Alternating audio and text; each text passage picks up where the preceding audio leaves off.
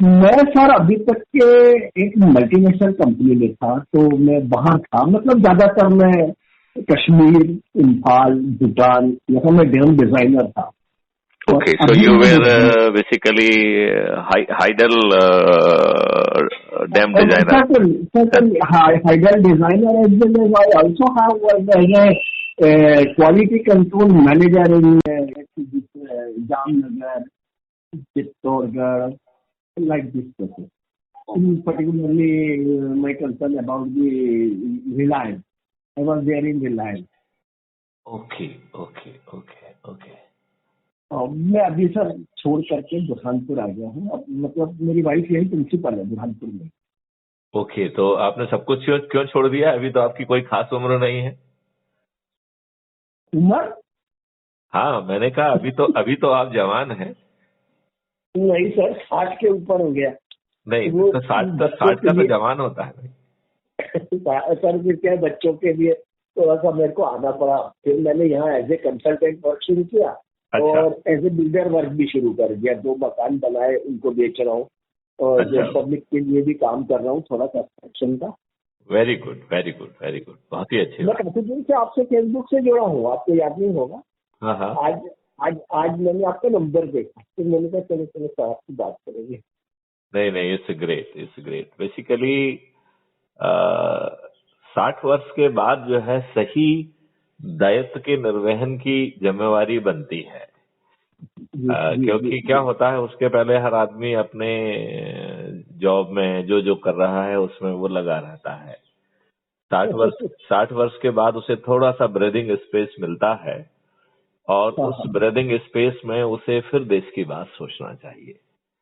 और ये भी सोचना चाहिए, आई डोंट नो आप मुझे सुनते रहे हैं तो आपने ये जरूर सुना होगा कि मैं ये बात कह रहा हूं कि सही मायने में हम अभी भी आजाद नहीं हैं। आपने मुझे सुना इस बात पे क्या?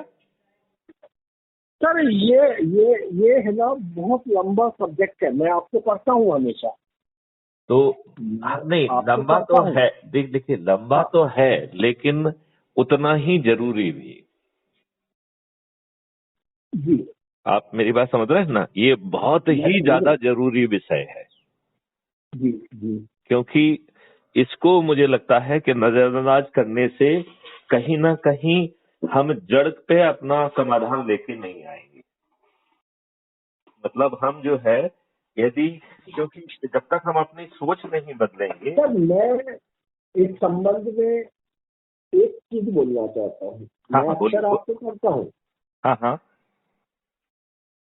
ये जो आप जिस उद्देश्य को लेके चल रहे हैं, जो हाँ हाँ उद्देश्य आपने हाथ में लिया है, जो एम है, हाँ हाँ। ये फेसबुक के माध्यम से पूरा नहीं होगा। नहीं, आई एग्री। देखिए मैं आपको बताऊं, ये कोई जागृति नहीं है, ये समाधान है। देखिए, फेसबुक से जागृति हो सकती है, समाधान नहीं हो सकता है। जी। आप मेरी बात समझ रहे हैं ना? तो ये जागृति मतलब नहीं है, ये समाधान है। और समाधान में हर चीज का अपन को सॉल्यूशन डिजाइन करना होगा। और वो सॉल्यूशन बहुत आसान है। मतलब वो इतने आसान सॉल्यूशन है कि उसमें कोई बहुत दिक्कत नहीं है। जी प्रॉब्लम क्या है कि जब भी कोई हम अच्छी बात करते हैं तो उसमें एक जी ही बात आती है कि हमारे नेताओं को ये मान्य नहीं होगी, ग्राह्य नहीं होगी। जी जब हमने क्राइम फ्री भारत की बात की, और आई वॉज सक्सेसफुल, और I am successful that I could bring into the mainstream of government thinking. जी 2017 में हमने एक प्रस्ताव बना के गवर्नमेंट ऑफ इंडिया को भेजा कि crime free Bharat through automated investigation support system with 5 certainties. जी और उसमें पहली सर्टेनिटी थी कि certainty of registration of FIR, that too much much superior FIR than whatever happening today, right? And it जी will sir. be absolutely legally acceptable and even without going police station. जी because कहीं ना कहीं मेरी thinking में ये बात थी कि थाना जो है वो अपराध के कॉग्निजेंस में सहूलियत की बजाय बाधा बन रहा है। हेलो, सुन रहा हूँ सर मैं। हाँ, तो ये एक बड़ी बात है। जैसे कि जो थाना है वो जी कहीं ना कहीं आंकड़ों में फंस गया है, थाना भी फंस गया है और पूरा विभाग भी फंस गया है, राइट। और जी चूंकि अपराध ज्यादा हो रहे हैं तो अपराध को पकड़ना, अपराध को प्रोसिक्यूट कराना लंबी यात्रा है। उसकी बजाय अपराध को छिपा लेना, आंकड़ों को छिपा लेना ज्यादा आसान है। हाँ तो वो आसान तरीका सभी लोग मान रहे हैं। अच्छा, उस आसान तरीके को मानने के लिए हम नियम विरुद्ध भी जा रहे हैं। जैसे कानून में केवल 2 ही शक्तियां पुलिस विभाग को प्राप्त हैं। पहली शक्ति आती है सेक्शन 154 सीआरपीएफ से, जो कहती है कि यदि कोई संज्ञेय अपराध की रिपोर्ट आती है तो आप कॉग्निजेंस लीजिए, एफआईआर दर्ज करिए और इन्वेस्टिगेट करिए, चालान करिए, ठीक है ना। जी जी। और यदि आपको रिपोर्ट यदि ऐसी है जो कि संज्ञेय नहीं है, कॉग्निजेबल ऑफेंस नहीं है, तब आप जो है असंज्ञेय अपराध की रिपोर्ट दर्ज करिए अंडर सेक्शन 155 सीआरपीसी। जी जी। आज हम थाने जाते हैं तो 99% केसेस में एक एप्लीकेशन ले ली जाती है और फिर जो है अपनी सुविधा के हिसाब से यदि उसमें एफआईआर दर्ज करना है तो एफआईआर दर्ज कर लेते हैं, उसको लंबित रखना है तो लंबित रख लेते हैं, ठीक है ना। तो ये शिकायत लेने का कोई प्रावधान नहीं है, राइट। अब आप ये देखिए, जब आप अपनी बात आपकी बात नहीं सुनी जाती है तो आप वरिष्ठ अधिकारी के पास जाते हैं, राइट। वरिष्ठ अधिकारियों के पास, स्पेशली एसपी के पास बहुत ही एक्स्ट्राऑर्डिनरी पावर कानून ने दिए हुए हैं।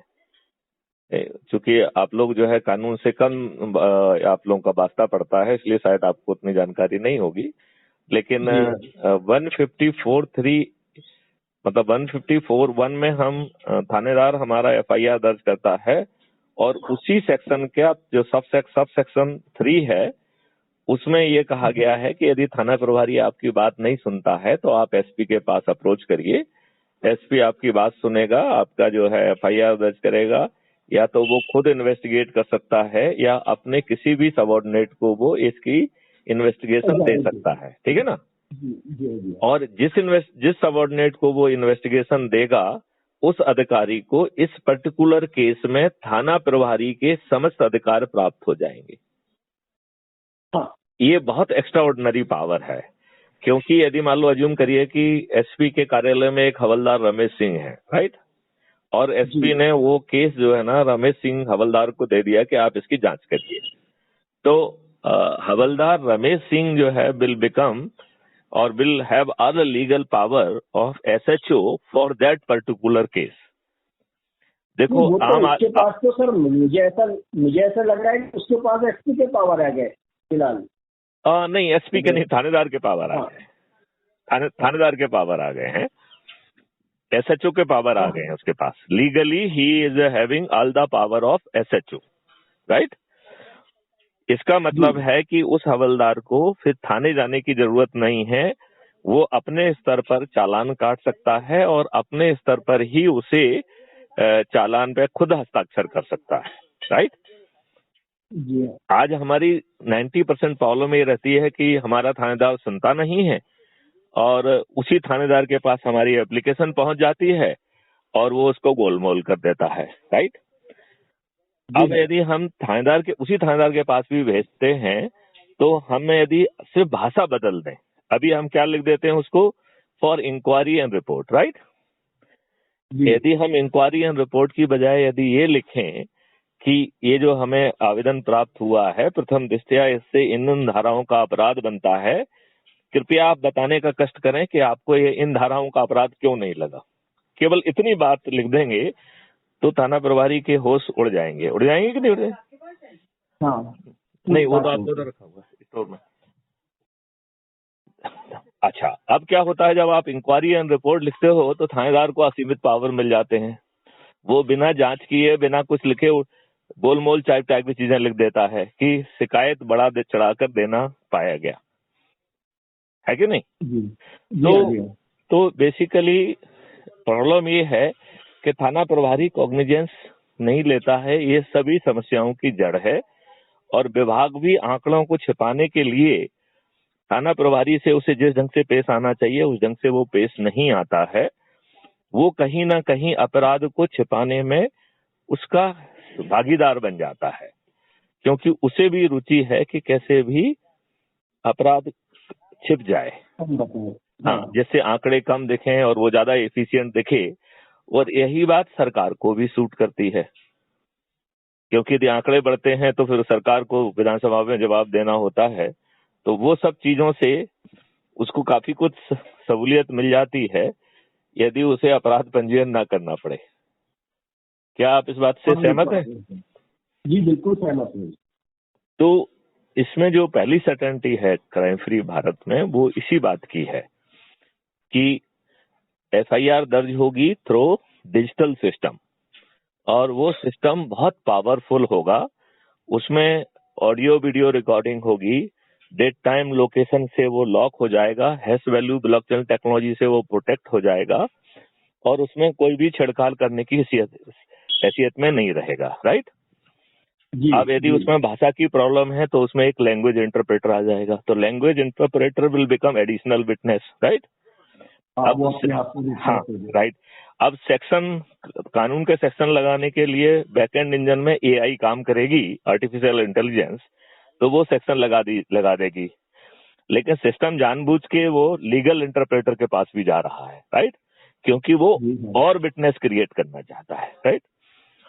तो लीगल इंटरप्रेटर वाला जो है ना, उसने देख के उसने जो धाराएं लगाई, तो he will become a witness. Right? तो वो जो है ना, अपना भी जो पहले लैंग्वेज वाले ने कहा वो अपना स्टेटमेंट रिकॉर्ड कर देगा, लीगल वाला अपना स्टेटमेंट रिकॉर्ड कर देगा। अब अज्यूम करिए कि ऐप के माध्यम से आपकी एफआईआर होती है और आप एक गांव के रहने वाले हैं, आपको ज्यादा ज्ञान नहीं है, आपके पास स्मार्टफोन भी नहीं है, तो नियरेस्ट वॉलंटियर आपके पास जाएगा। राइट? तो जो वॉलंटियर जाएगा और अपने स्मार्टफोन से आपकी एफआईआर दर्ज कराएगा, he will also become additional witness to the process of FIR. हो जाएगा कि नहीं हो जाएगा? बराबर। अब यदि अज्यूम करिए कि आपके शरीर पे कुछ घाव के निशान हैं, तो he will become witness to those injuries, and app से ही 3D फोटोग्राफ के माध्यम से we can capture the details of injury including its depth. Right? आजकल वो सब टेक्नोलॉजी अवेलेबल